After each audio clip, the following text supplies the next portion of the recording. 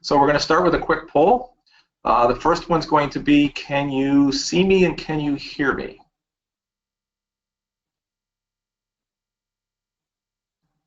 And we'll just wait to make sure that everybody is connected, make sure your audio is functioning, and that we have good access. So far, so good. I think we're good to go. So we'll close that poll.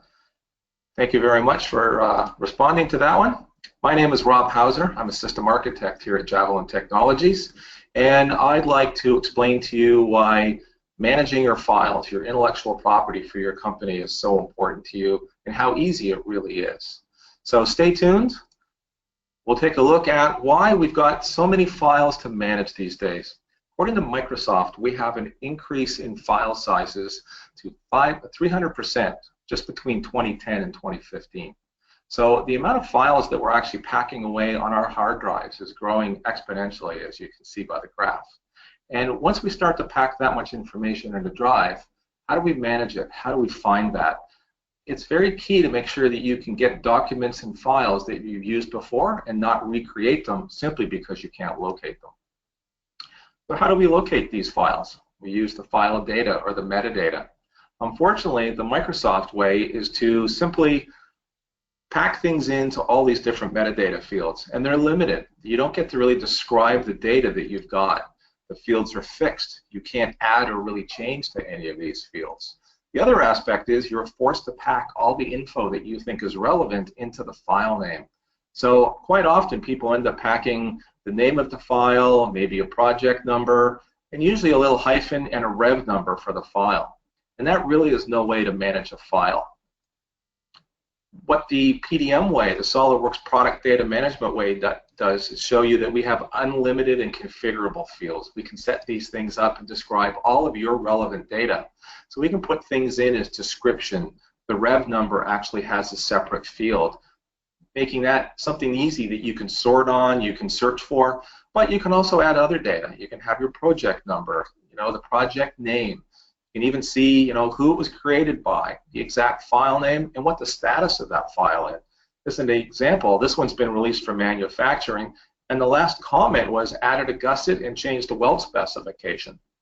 Much, much more information is available. So SOLIDWORKS PDM product management system.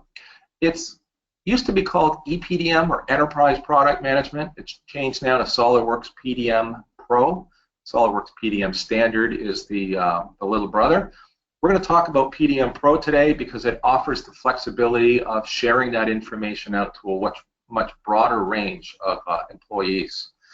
Now, what we also have is the fact that it uses a user interface that it uses the same Microsoft File Explorer interface, but like I said, we add the metadata and some more commands to the interface, and we'll show you that very shortly. The other aspect is we have true file revision and version control. We make sure that you're in command of which files you're using and make sure that you get the right file at the right time to the right user. With SOLIDWORKS PDM Professional, we really eliminate the risk involved with working and managing your files.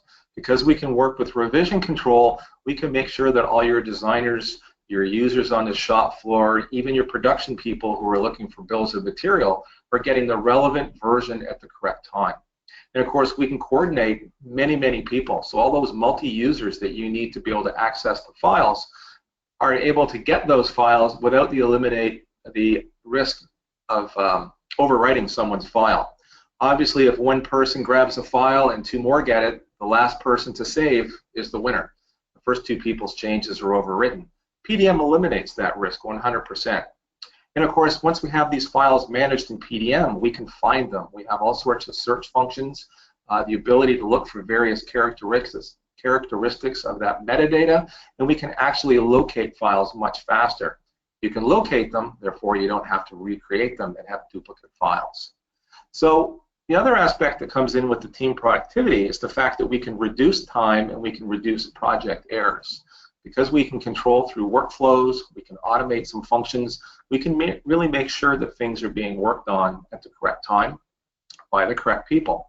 And of course, as your business grows, as your employees or your product or your projects grow, we can also scale up this PDM system to make sure that it still functions the way you wish it to.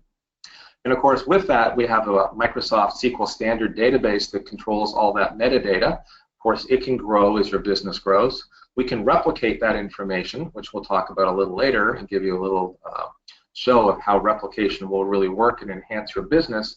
And of course, we have the really important ERP connectivity. So we can take that BOM information, instead of keeping it in a silo in engineering, we can pass that information out to manufacturing and purchasing so it's usable. Keep your designers from having to retype that information into all sorts of spreadsheets and Word documents and such. It's just that much simpler. And of course, if we don't retype things, we don't have that redundancy, we reduce the number of typos and errors that can actually migrate into a system. So any error reduction, of course, really enhances your productivity. And of course, we can manage all documents. So not just your SOLIDWORKS files, but we can take care of electrical files, office documents, PDFs, photographs, videos. We can manage all of that for you. So let's take a quick overview of how PDM actually works. We have what we call the vault, and we symbolize that, as you can see, by the look of a vault, and that's because it has security on it. We'll talk about that granular security in a moment as well. Within the vault, we put all those files that we mentioned, and that project data can be set up and grouped depending how you wish to have it. You can have it grouped as a product, as a project, even both if you require that. The nice thing is, once we have the data in, we can control who can read and who can write and when they can do that. When we have that data in there, we can actually convert it to other formats. So we can take those files out automatically or manually to DXF files. We can create automatic PDFs. We can even go and convert those to other files for things such as a CMM machine, CNC equipment, and 3D printers, of course. With all that data, of course, being in a vault, we can actually share that over a wide area network. So if you have satellite offices, maybe you've got employees working off-site or in other locations, maybe you need to share that with a manufacturing facility that is not local. Maybe they're remote, different country, different province, halfway around the world if you wish. We can share that information as we need. And of course, the bill of material information, as we mentioned, can be shared out to not only the ERP system, but we can pull product data back in. We could take a look at the last purchase price of a particular item based on the part number. So with SOLIDWORKS PDM Professional, we're going to look at how we can manage that data versus just parking it in your Windows Explorer. We're going to talk about data sharing. We're going to show you how we can actually have that information that's available to other people. And of course, we're going to notify people when their input is required. No longer are we going to have information parked somewhere, and if they happen across it, they'll enact something with it. And of course, we can have that distant access for those users. So let's take a quick peek at how we can actually manage that data. And what we'll do is we'll pop into a PDM vault. And with that, what we do is we see the vault. And first we have to do is we log in. This is where the first level of security comes in. So I can log in as myself. And of course you have passwords. We can also connect that to Active Directory if you wish. Gets me access into my vault view. We can see the difference between being in the vault and out of the vault. Obviously on the outside, the folders are yellow. That indicates that I'm working either on a local drive or I could be on a network as a share. When I'm inside the vault, the folders turn green. Indicates that I'm in a protected and shared area. And once we're doing that, we have full management control over everything that's in it. Now, how do we manage files? It's very easy. We can even set tasks up such that when I wish, I can automate a startup of, say, a new project, and I can launch a new project function. It's going to bring up a window that's totally configurable by the user to make sure that you get things that are relevant to your particular environment. In this case, I have it set up to automatically give me the next available project number. I can type in a name, and we'll make a gear drive unit. And I can even assign a category. So if I wish, I could do a consumer product. And these are cascading lists. Depending what I pick in the previous list, drives the user to the most relevant item that you choose to set up. So if I decide to go ahead and create a machine, again, the lists change, and I can make a processing equipment. And of course, I can also access a list of available, say, project managers in this case. Even to the point of I could go ahead and I could query to my ERP system and get a list of current customers, thereby making sure that I have the most accurate spelling of customers' names. I could make sure I get Acme Canada versus Acme USA. So thereby driving all the correct information into a project. Now, the interesting thing is, once I do that, you see the little wheel whirl, something happens, and we don't really see a result.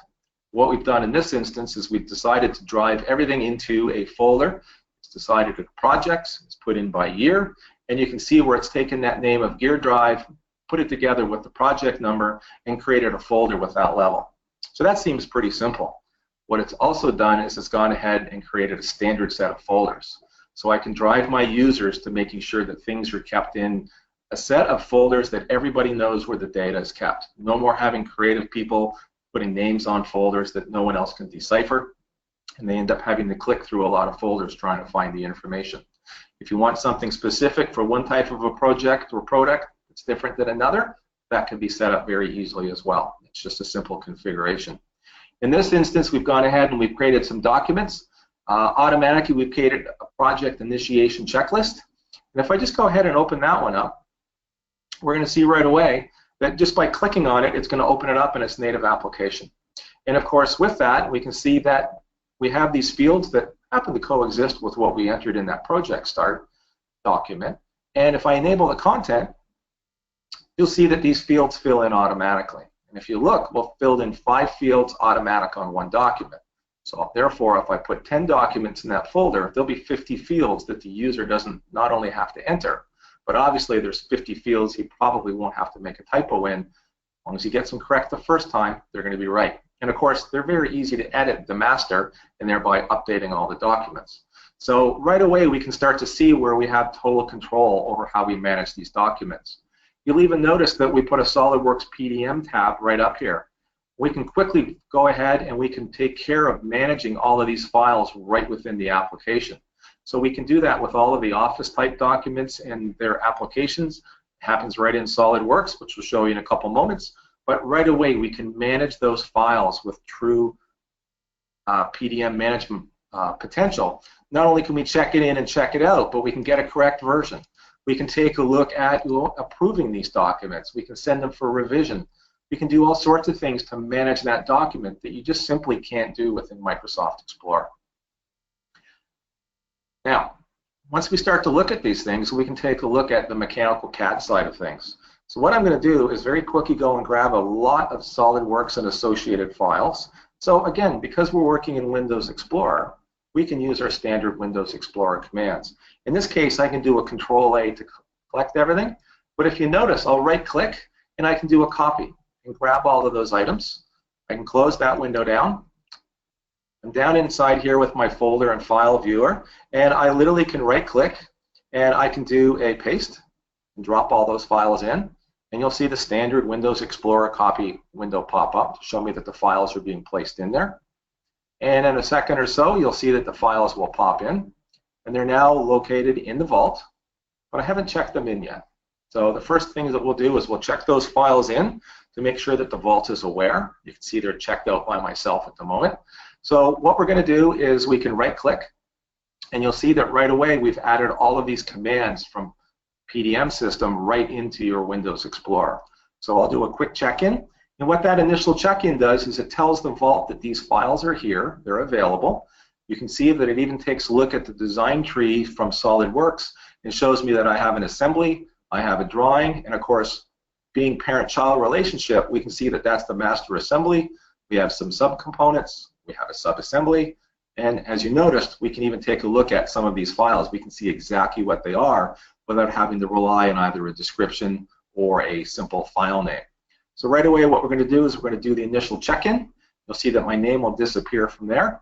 And what that means is these files are all now located in the vault, and as long as another user has the correct permissions, they are free to access those files. If they have the permission to check them out, they could. That would give them the sole right access to those files. Currently, anyone with permissions that are set properly can go ahead and look at these files, even to the point where I can take a look at them on a preview window, and we can move ahead and we can take a look at how all of these things actually have a view. We can manage them. We have data cards, so as you can see, I have more information available to me in PDM. I can quickly see the description. I can even see the material classification that's been pulled right out of SOLIDWORKS. And I can tell right away what type of material that is.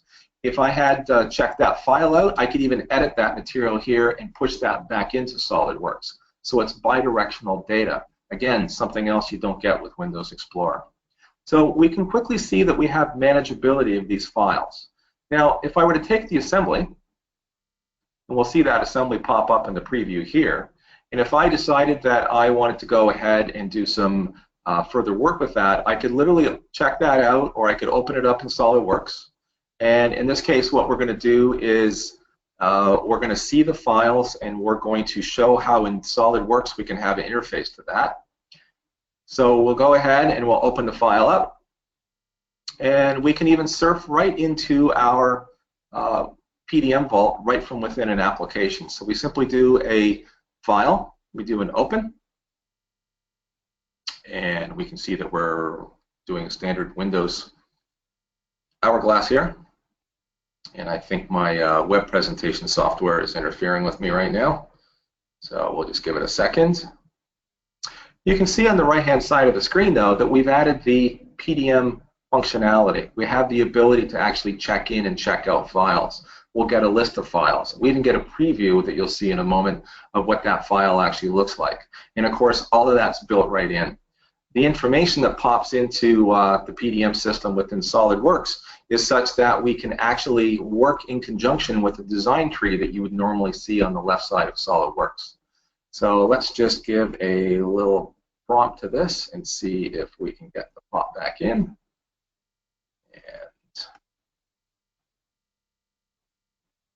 And we'll just, there we go. So once we see those files, we literally can scroll through. We could open, let's say, the assembly, and we'll click on open. And the system now is aware of PDM being the vault. We just clicked on that. It's going to ask us a question. Do we want to have read-write access to that? Do we want to check it out, in other words, so that we are the master of the file and we're the only ones? Or do we just want to have that in a view mode where somebody else could check it out? So right now I clicked on that one particular assembly, but if I wished, I could add the drawing to that. I could check it out, and you'll see what it'll do. It'll go into the vault, it'll grab those files, it'll pop them into SOLIDWORKS, and of course, once it does that, as I mentioned earlier, if I click on a part, we can see it in the design tree, but it also highlights it in the PDM view. And I can very easily work with this system and go ahead and pick another components. And of course, what it does is it highlights the part, in case I couldn't see it in the assembly, which case I can see where most of it's blocked. Gives me a good preview of what that item is. It also tells us what the status, it's work in progress, which means I have edit capability to it if I wish to check it out. And in this case, if I decided to go ahead and change that sprocket, currently I don't have it checked out, but I could. So with that sprocket, I literally could go ahead and I could check out the sprocket. Now I have sole write access to that item. And with the sprocket, if I decided that I wanted to go ahead and unsuppress a view, in this case, we'll just quickly pop a couple holes in there.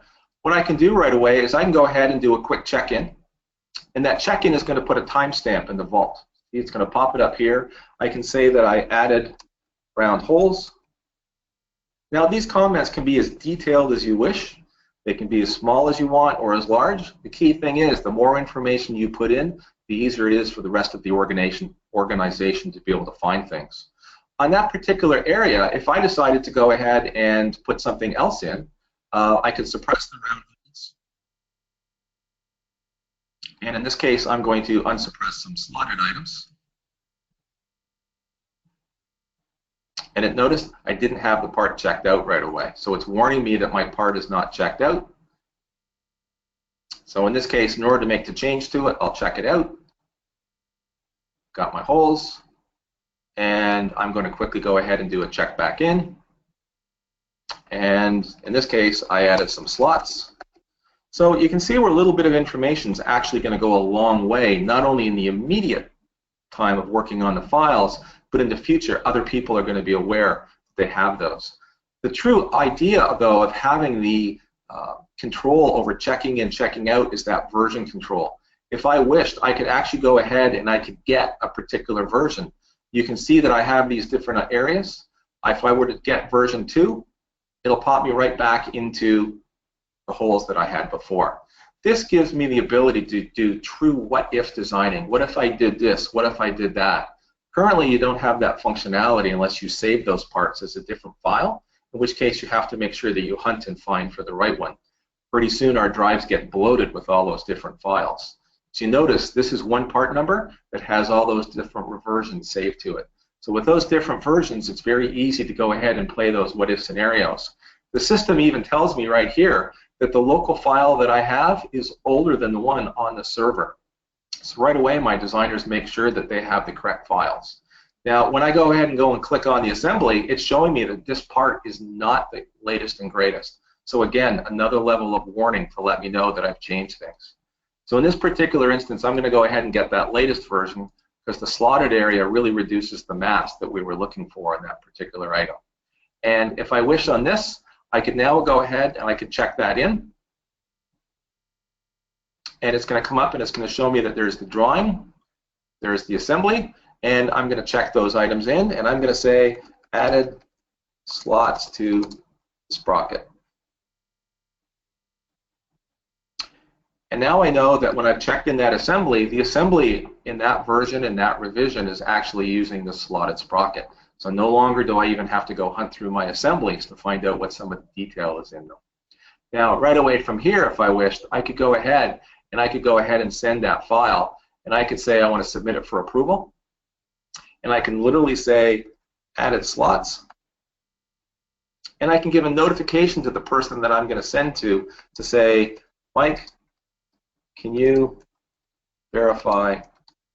We'll just approve those. We'll make sure that Mike knows what it is that I want done. I don't have to make a phone call. I don't have to send a separate email. I'm literally going to indicate right to Mike.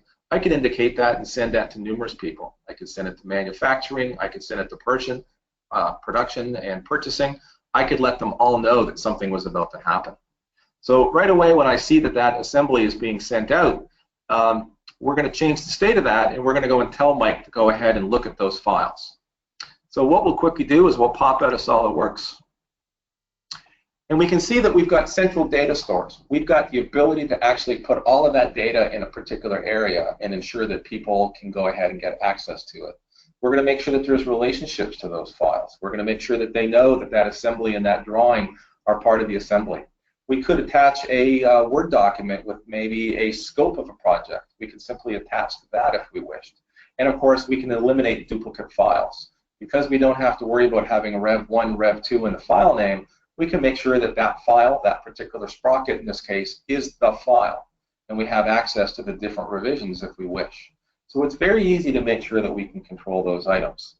Now, the other aspect that we can do with these things is we can make sure that with our files, we can share that data. We can make sure that other people have access to it. So we spoke about earlier having manufacturing and purchasing have the ability to go ahead and get that. So one of the things that we can really take care of is making sure that when we have the information in our system, again, it's not in a silo just for engineering, we could share that data out to make sure that the purchasing people are aware that there's a new bill of material. Production's aware that new things are happening for them. We very quickly can go ahead and see that the information that's in the vault can suddenly be brought up and be put across on what we call the web interface, or Web 2. We can now allow that to be accessed by a web interface on any PC. It could be on a tablet. It could even be on a smartphone. The nice thing about that is not only can someone on the production floor go ahead and look at an assembly drawing, they could look at a part drawing, they can even look at in e-drawings an actual assembly in a part. They could create an exploded view. Likewise, a manager or somebody that has a portion of a workflow that they need to approve something, if they're in a meeting or if they're in an off-site area, they don't have to worry about their flow in that project being stopped until they can get back to a computer. They literally could go on their iPhone or their tablet and go ahead and approve something and keep that flow of information moving. So no longer do we have those silos, but we also no longer have the information that's all controlled by engineering. We literally can share that information out and make it self-serve. So security level of that then calls into play the fact that not only do we have security on the vault level, at the beginning you saw me sign in as a user with a password, that particular security level can be granted to any user, not just in the vault, but we can do that right to the folder level. Say you have 3 folders with some information in it, one of them happens to be costing. You might not want to share that information out to just everybody. You can control that level of folder, but only a certain user with a certain set of credentials has access to gain access. And of course, if we can do folder level, we can also do file level. So we can control who has access to what file, and of course, what state that file is in when they have access to it. Right away, we have the status levels. So we can take a look that they're approved with that status. So we can very easily make sure that people see what we want them to see when we want them to see it. So that controlled access and self-serve data really comes in as an important way to control the intellectual property of your company. You can make sure that people can see what you want and when you want to see it. And of course, if that data is available to be seen, then obviously we need to be able to go ahead and make sure that the right users have the security on it. So we're going to quickly run a quick poll, and I'm going to ask you, what other departments, do you have other departments that could actually access this information and be useful to them? So think about anything from documentation, maybe purchasing, manufacturing, maybe even your sales department. Of course, as we said earlier, we can keep any kind of a document in there, so we can keep everyone's files in PDM if we wished. It's not just limited to SOLIDWORKS type files. Now, quite often in engineering, there's documents that you need to create, and then you end up sending them either through email or you have to put them on a PDF site. So just think about how often that actually happens in your area. Okay, so we're going to close the poll. Thank you very much for responding. So let's take a quick peek at how you notify people then. So obviously when we have information in the system, we need to notify people when certain workflow notifications are happened, either automatically or manual.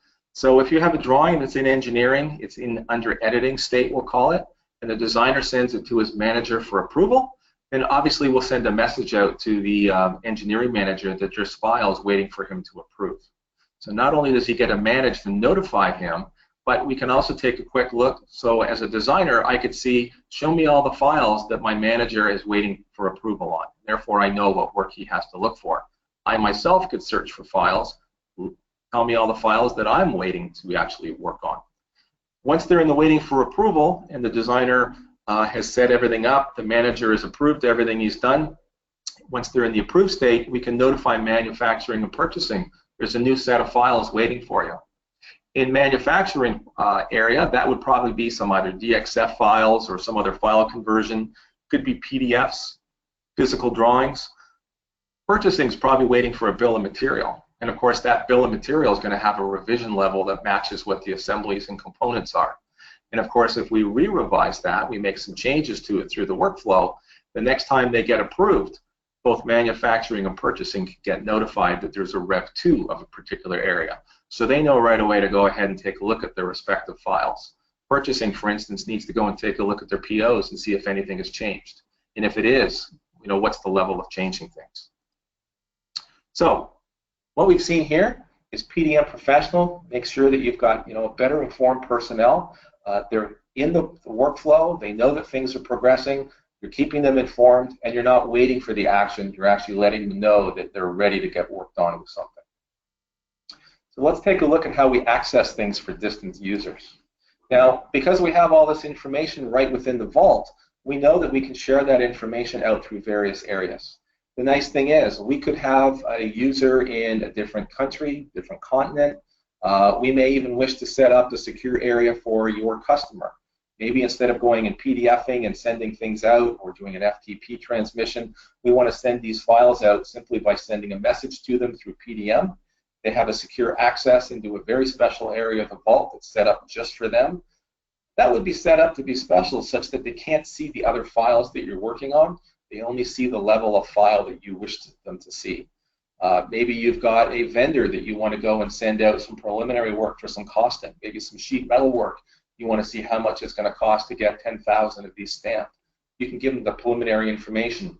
He would literally log into his section of the vault with a secure name and password. He would see the information live. And of course, you could also communicate to him if a revision change happened, and therefore he can verify that to quote, what's happening with that.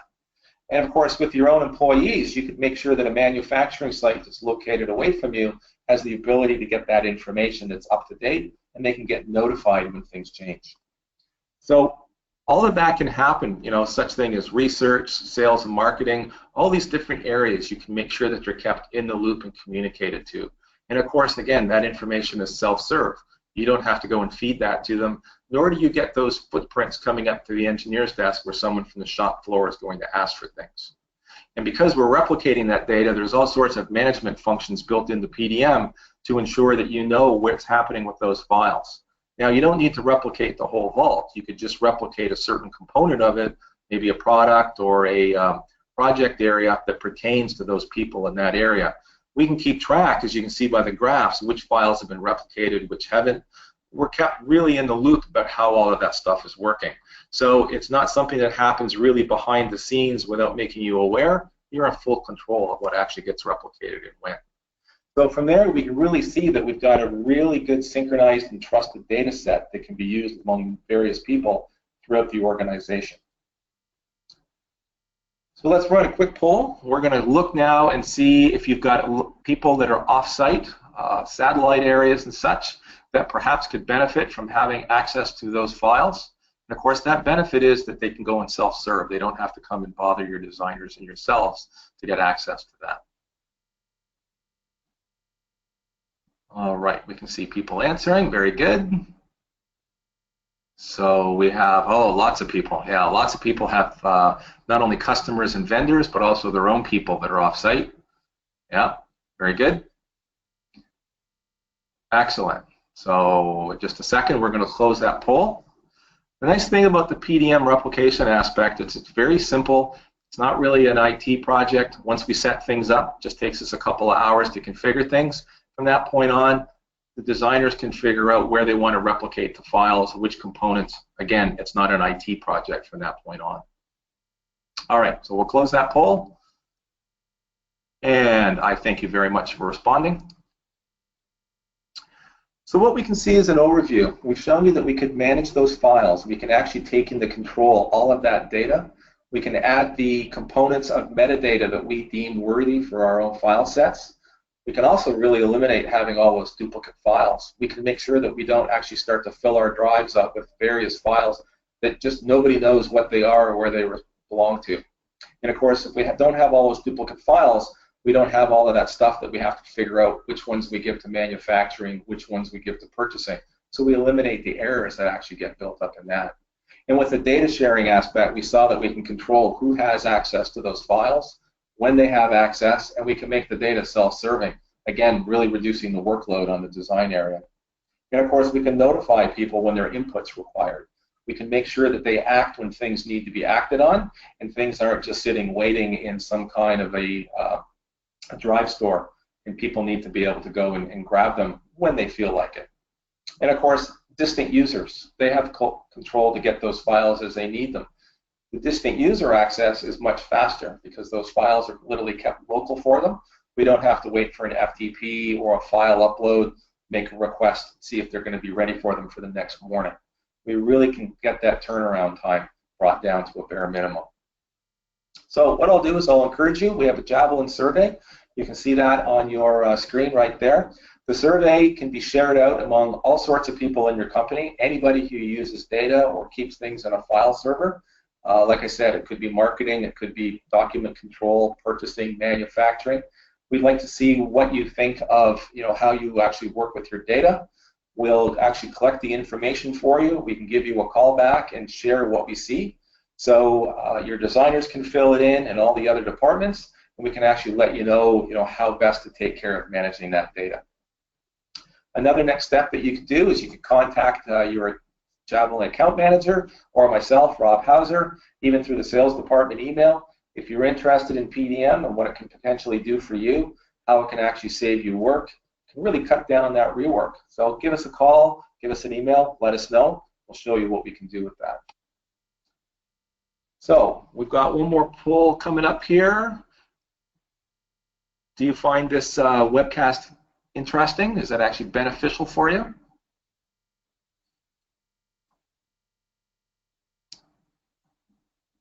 Excellent, and I thank everyone for responding to our polls. It really gives us a lot of good information on how we should actually conduct these web sessions later on. Make sure we get information that's pertinent to you. All right, so we're going to close that poll. And we have one more.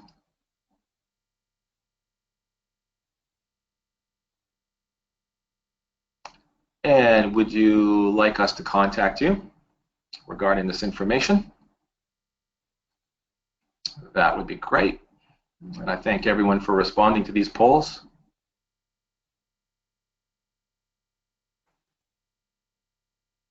Very good. And we'll close that one. Again, I thank you very much for responding. So now we'll open up for some questions.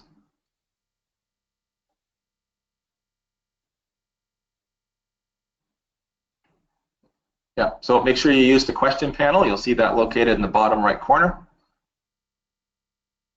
Just type in your question.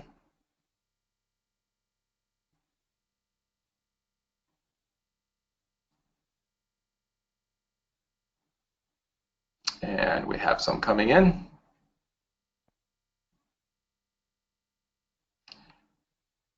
Can I demonstrate vaulting common parts? Yes, I can, as a matter of fact. So what we'll quickly do is we'll just go back into my vault.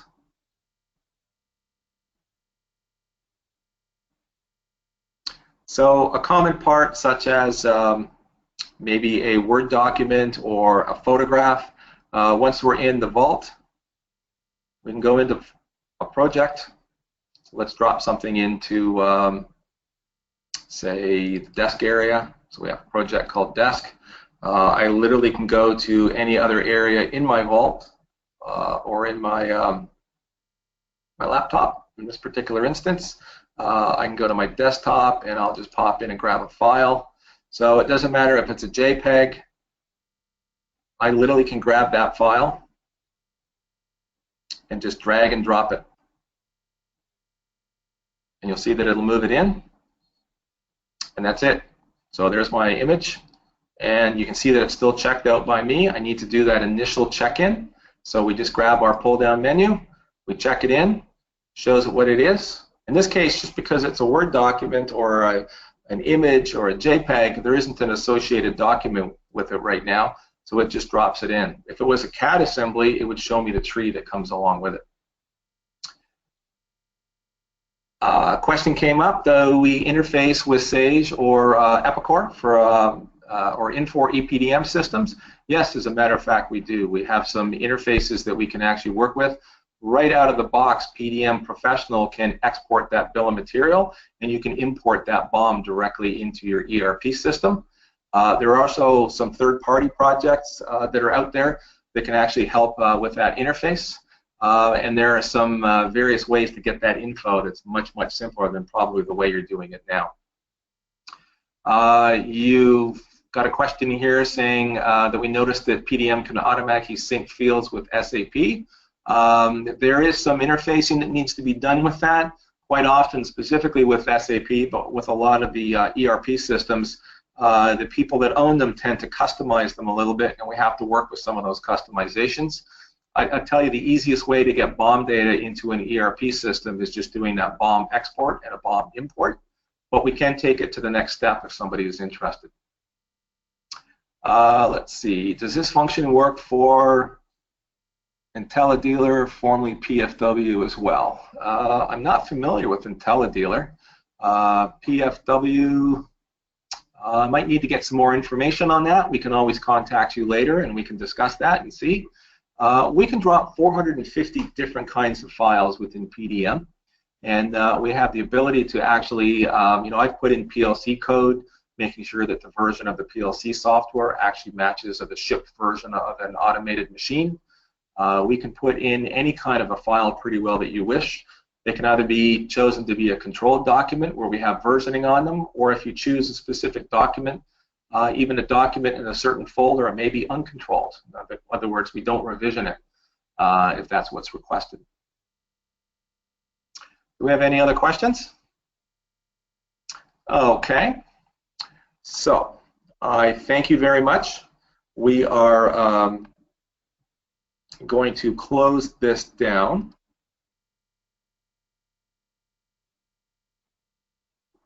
And I thank you for the questions. Javelin, as I say, has been here for 20 years. We're more than interested in helping you and making sure that you can manage those files and taking your intellectual property to that next level. Thank you very much.